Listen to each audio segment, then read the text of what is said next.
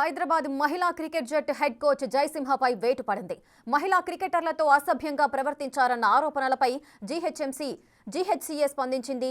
జయసింహను suspend చేసింది. ఇలాంటి చర్యల్ని ఉపేక్షించబోమని హెచ్చరించారు.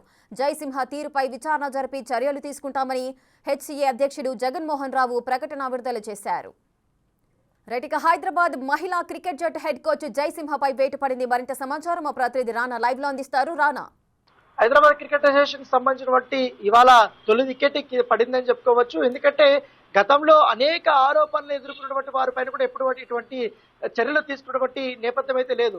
కానీ ఇవాళ మీడియాలో వచ్చినటువంటి విస్తృతమైనటువంటి దీనివల్ల నెగిటివిటీ వల్ల కూడా హైదరాబాద్ క్రికెట్ అసోసియేషన్ దిగివచ్చి ఇవాళ విద్యుత్ జయసింహ వచ్చినటువంటి ఆరోపణల్ని కూడా పైన మేము విచారణ చేస్తున్నామంటే అప్పటి వరకు కూడా అతన్ని సస్పెండ్ చేస్తున్నామంటూ కూడా ఉత్తర్వులు జారీ చేసినటువంటి నేపథ్యం అయితే కనపడుతుంది. ఇప్పటికే ఇంటర్నల్ విచారణ కూడా స్టార్ట్ చేసామంటూ కూడా అధ్యక్షుడు జగన్మోహన్ రావు ఒక క్లారిటీ ఇచ్చినటువంటి పరిస్థితి. ఎందుకంటే ఎప్పుడైతే హైదరాబాద్ నుంచి విజయవాడకు క్రికెట్ మ్యాచ్ ఆడడానికి ఉమెన్స్ టీమ్ తో వెళ్లారు, వచ్చేటప్పుడు తిరుగు ప్రయాణంలో వారు విమానంలో ప్రయాణించాల్సిన సమయం ముగుస్తున్నప్పుడు కావాలనే విద్యుత్ జయసింహ హోటల్ రూమ్ లోనే ఉండి టైం పాస్ చేసుకుంటూ ఈ ఫ్లైట్ ని మిస్ చేయడమే కాకుండా అక్కడి నుంచే బస్సులో రావడానికి ఆయన ప్రయత్నించాడు. బస్సులో వస్తే వెనకాల మందు తాక్కుంటూ రావచ్చనే ఉద్దేశంతో కూడా ముందుగానే బస్ డ్రైవర్ కి డబ్బులు ఇచ్చాడు. డబ్బులు ఇచ్చిన తర్వాత అతను దాని వద్ద డబ్బు ఏదో మందు తీపించుకున్నాడు. మందు తీపించుకున్న తర్వాత వెనకాల సీట్లో పెట్టుకున్న తర్వాత ఒక బాటిల్లో పోసుకుని బస్సు ప్రయాణం స్టార్ట్ అయిన తర్వాత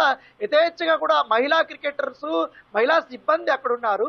అందరూ ఉండగా ఒక హెడ్ కోచ్ అక్కడ మందు తాగడం అనేది, మందు తాగిన తర్వాత ఆయన విచక్షణారహితంగా ఇతర క్రికెట్ ప్లేయర్స్ దుర్భాషలు ఆడటంతో పాటు లైంగికంగా కూడా వేధించాలంటూ కూడా అతని పైన ఆరోపణలు వచ్చాయి. సో అదే బస్సులో ప్రయాణం చేసినటువంటి మరొక కోచ్ పూర్ణిమారావు కూడా ఉన్నా, పూర్ణిమారావు యొక్క పాత్ర పైన కూడా ఇంటర్నల్ గా ఇప్పుడు వారు ఎంక్వైరీ చేస్తున్నటువంటి నేపథ్యం అయితే కనపడుతుంది. ఇలాంటి చర్యలు ఎవరు చేసినా కూడా ఖచ్చితంగా కూడా మేము కఠిన చర్యలు తీసుకుంటామనేసి కూడా అధ్యక్షుడు జగన్మోహన్ రావు తెలిపినటువంటి నేపథ్యం అయితే కనపడుతుంది. అయితే ఈ యొక్క కంప్లైంట్ ఇచ్చి 4 రోజులు అవుతున్నా కూడా ఇప్పటి వరకు కూడా ఉదయం వరకు కూడా ఎవరు చర్యలు తీసుకోలేదని కూడా పూర్తి స్థాయిలో సోషల్ మీడియాలో కానీ ఇటు అన్ని మీడియా సంస్థల్లో కూడా వార్తా కథనాలు వచ్చాయి. దాంతోపాటు ఈ క్రికెటర్స్ యొక్క పేరెంట్స్ కూడా చాలా ఆందోళన వ్యక్తం చేస్తారు. ఇదే లెటర్ సుప్రీంకోర్టు కూడా రాశారు, హైదరాబాద్ క్రికెట్ అసోసియేషన్ కూడా రాశారు. సో దీనిపైన విచారించినటువంటి వారిపైన పూర్తి స్థాయిలో చర్యలు తీసుకోబోతున్నట్టుగా తెలుస్తుంది. విద్యుత్ జయసింహ ఇప్పటికే ఒక క్రికెట్ అకాడమీని నడుపుతున్నాడు. తనకున్నటువంటి పరిచయాల ద్వారా కూడా,